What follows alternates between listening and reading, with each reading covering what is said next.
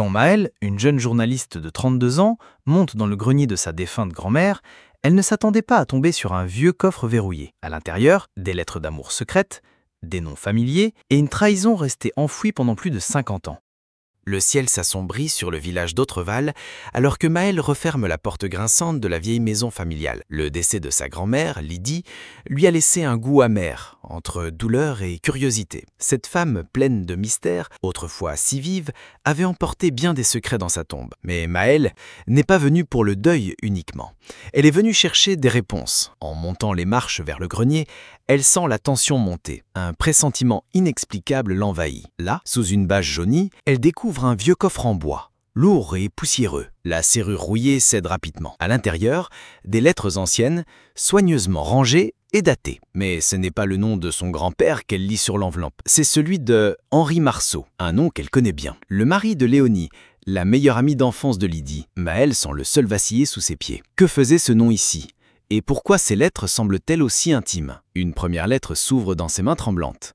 Et déjà, tout son monde bascule. La lettre est courte, mais intense. « Ma douce Lydie, ton absence est un vide que même le rire de ma fille ne comble. » Ces mots, tendres et brûlants, ne sont pas l'œuvre d'un simple ami. Henri écrivait comme un homme amoureux, tourmenté, presque coupable. Maëlle sent sa gorge se serrer. Elle feuillette frénétiquement les autres lettres. Des dizaines, toutes adressées à sa grand-mère, toutes signées d'un homme marié. Qui était réellement Lydie ? La femme au chignon strict et au regard tendre cachait-elle une passion interdite ? Mais ce qui choque le plus Maëlle, c'est la période. Ces lettres s'étalent sur presque 10 ans, une décennie entière de correspondance secrète en plein cœur des années 60. Alors que la voix du vent glisse contre les tuiles du grenier, Maëlle décide. Elle doit savoir, comprendre. Elle ne peut pas fermer ce coffre et faire semblant, car si ces lettres sont vraies, alors l'histoire de sa famille repose sur un mensonge. Et peut-être que certains vivants ont encore des réponses. Le lendemain, Maëlle retourne à l'église du village. Elle sait que Léonie est encore en vie, retirée dans une petite maison en bordure de la forêt. À 91 ans, la vieille dame est toujours alerte, même si sa mémoire parfois déraille. Maëlle la retrouve assise près de la fenêtre, regardant les feuilles tomber comme des souvenirs. « Tu ressembles tant à Lydie », murmure Léonie en lui prenant la main. Maëlle hésite, puis sort une des lettres. « Connaissais-tu Henri Marceau ?» Le silence devient une chape de plomb. Léonie reste immobile. Son regard se vide, ses lèvres tremblent. « C'était mon mari », finit-elle par souffler. Et ma grand-mère, elle, Léonie serre la main de Maëlle plus fort. « Je savais, depuis toujours, mais j'ai choisi de ne rien dire. » Maëlle sent une colère monter, mêlée à une tristesse incompréhensible. Pourquoi ce silence ? Pourquoi cette trahison acceptée ? Parce que je l'aimais aussi, et perdre Henri aurait été pire que de partager son cœur. Ces mots, pleins de résignation et de douleur, résonnent dans la pièce. Maëlle comprend alors que ce secret n'a pas seulement détruit une amitié, il a consumé 2 vies entières. De retour dans la maison familiale, Maëlle fouille la chambre de sa grand-mère.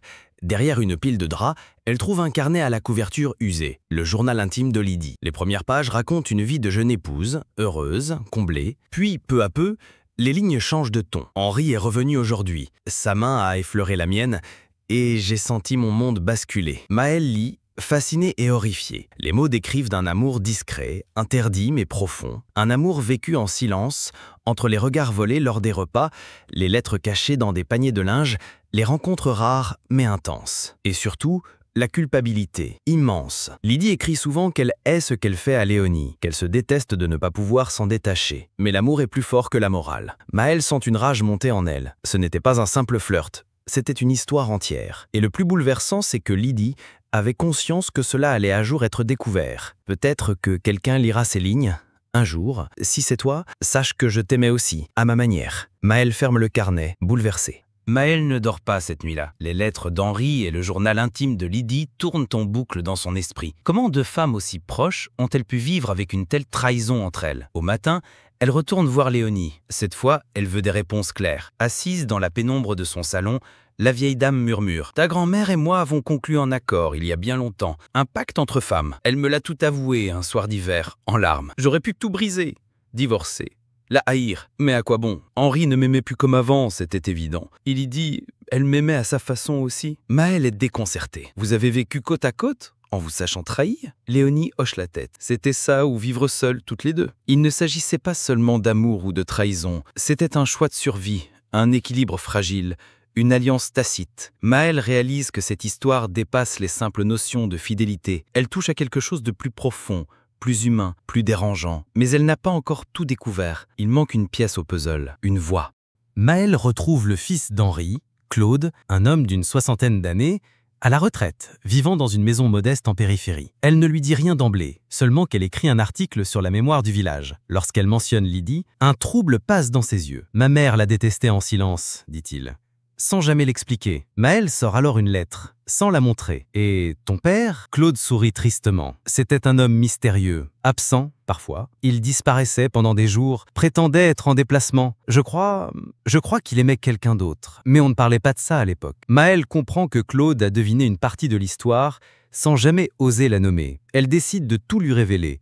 Les lettres, le journal. Claude devient livide. Il serre les poings, les larmes aux yeux. « Je ne vends pas à ta grand-mère, mais je me rends compte que je n'ai jamais vraiment connu mes parents. » Maël voit alors l'impact générationnel de ce secret. Il a rongé bien plus que 3 vies. Il a empoisonné le silence des enfants, aussi. En continuant sa lecture du journal, Maël découvre une partie plus sombre de l'histoire. Lydie y confie que leur liaison n'a pas toujours été douce, que la passion les a parfois menés aux limites de la violence, du désespoir. Henri m'a dit qu'il quitterait Léonie. Puis il a changé d'avis, plusieurs fois. Je l'attendais, seul, chaque nuit, le cœur en morceaux. Maël comprend que Lydie n'était pas seulement la maîtresse. Elle était prisonnière d'un amour à sens unique, dépendante d'un homme trop lâche pour tout abandonner. Elle découvre aussi que des lettres ont été brûlées. Lydie en parle comme d'une tentative de mettre fin à cette histoire. Mais Henri revenait toujours. Je l'aimais malgré moi. Il était mon poison lent. Maël est bouleversée. Cette histoire qu'elle pensait romantique au départ devient de plus en plus toxique. Et pourtant, elle comprend aussi quelque chose d'essentiel. Sa grand-mère n'était pas une femme parfaite, ni une sainte, mais elle était humaine. Et brisée, comme tant d'autres. Léonie rappelle Maël. Elle a quelque chose à lui donner. Un vieux carnet, jauni, à la couverture tachetée d'encre. Je l'ai écrit après sa mort. Je ne l'ai jamais montré à personne. Maël l'ouvre avec précaution. C'est un mélange de souvenirs, de douleurs muettes, de colère rentrée. Léonie y parle de son mariage avec Henri, de ses soupçons, puis de ses certitudes. J'ai vu ses yeux changer quand il regardait Lydie. Moi, il ne me regardait plus. Mais ce qui touche Maël, c'est la dignité avec laquelle Léonie a encaissé l'indicible. Je l'aimais assez pour me taire, et je l'aimais assez pour lui pardonner, même sans qu'il demande pardon. Ce journal n'est pas une revanche, c'est un cri silencieux. Maël referme le carnet, les larmes aux yeux. 2 femmes, un même homme, 2 cœurs brisés. Et pourtant, une amitié conservée, coûte que coûte. Comment une telle force peut-elle exister dans un monde aussi fragile? Plus elle avance dans ses recherches, plus Maël sent une responsabilité peser sur ses épaules. Faut-il publier cette histoire? Dévoiler ses lettres? Briser les silences? Réveiller les fantômes? Elle en parle avec Claude, qui lui répond « Fais ce que ta conscience te dit. Mais sache qu'un secret réveillé ne disparaît jamais. Il fait juste plus de bruit. » Maël doute. Elle pense à ses propres parents, à l'image qu'ils ont toujours eue de Lydie, à tous les gens du village qui idéalisent encore ce trio d'amis d'antan. La vérité, même ancienne, peut être une bombe. Mais peut-on construire l'avenir sur des mensonges? Elle retourne une dernière fois dans le grenier. Le coffre est toujours là, vide, désormais, sauf une enveloppe qu'elle n'avait pas remarquée, non datée, adressée à celle qui découvrira tout. Les mots sont écrits de la main de Lydie, mais le ton est plus apaisé, plus sage. Si tu lis ces lignes, c'est que le passé a refait surface. Pardonne-moi de t'avoir laissé ce fardeau. Je n'ai jamais su comment effacer ce que j'étais. J'ai aimé, mal, trop fort, et j'ai blessé. Je ne te demande pas de me comprendre. Je te demande seulement de continuer, de vivre, de ne pas te perdre dans ce que j'ai été. Le silence m'a protégé, mais toi, tu peux faire autrement. Maël pleure en silence. Cette lettre n'est pas une justification, c'est un passage de témoin. Elle comprend que son devoir n'est pas de juger, mais de raconter, et de faire en sorte que cette histoire, aussi douloureuse soit-elle, ne soit pas vaine. Elle allume son ordinateur, ouvre un document et commence à écrire. Titre: Le coffre des cendres.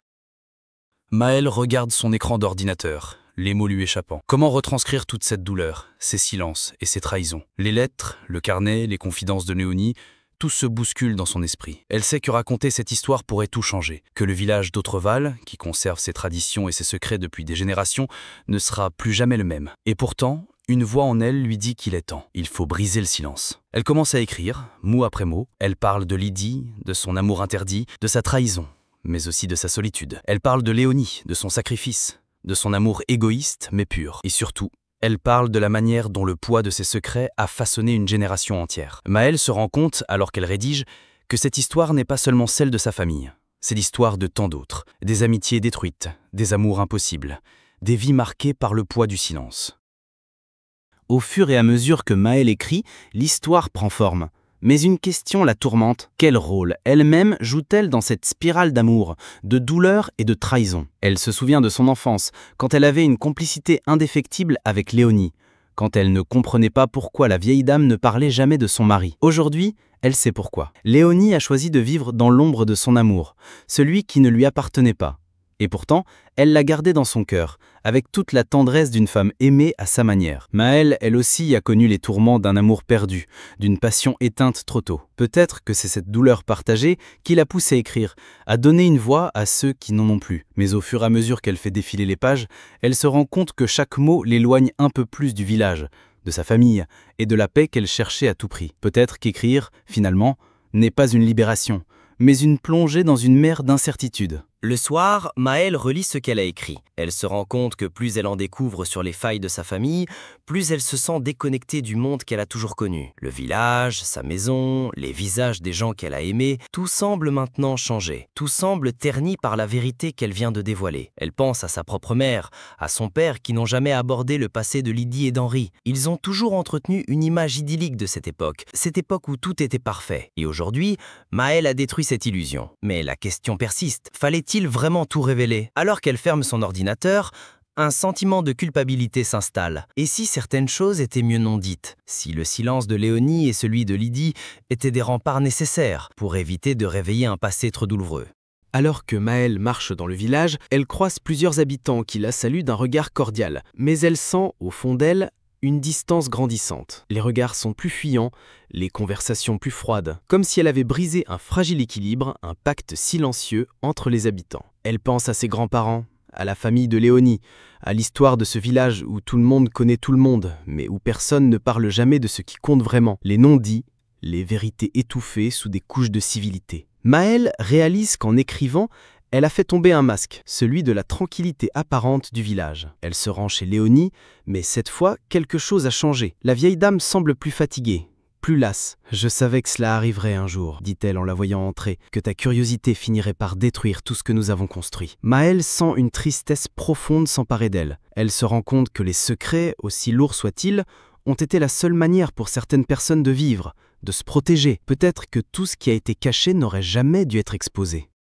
Au fil des jours, Maëlle prend du recul. Elle réalise qu'elle ne peut pas changer le passé, qu'elle ne peut pas effacer les erreurs de Lydie ou de Léonie. Elle ne peut pas non plus effacer l'histoire de sa famille. Mais ce qu'elle peut faire, c'est avancer. Elle décide de rencontrer son père, pour lui parler ouvertement de ce qu'elle a découvert. Il n'était qu'un enfant lorsque ces événements se sont déroulés, mais il a grandi avec l'héritage de ce secret. « Je n'ai jamais voulu que tu saches tout cela, dit-il doucement. Mais je vois maintenant pourquoi tu as cherché à comprendre. » Maëlle comprend qu'en cherchant à dévoiler la vérité, elle a aussi découvert une partie de ses racines, de ses propres failles. Elle prend son père dans ses bras et pour la première fois, elle lui pardonne. Elle réalise que la réconciliation ne vient pas de la découverte d'une vérité brute, mais de l'acceptation de la douleur qu'elle apporte.